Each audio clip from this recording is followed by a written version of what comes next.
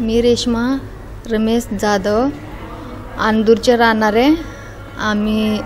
ही माझी नणंद आहे. याला मूतखड्याचा त्रास होता 2-3 महिन्यापूर्वी.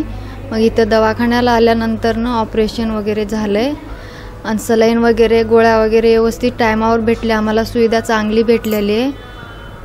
झालं त्याच्यामुळं आज आमचा डिस्चार्ज झालाय. आम्ही आमच्या घरी चाललो. धन्यवाद.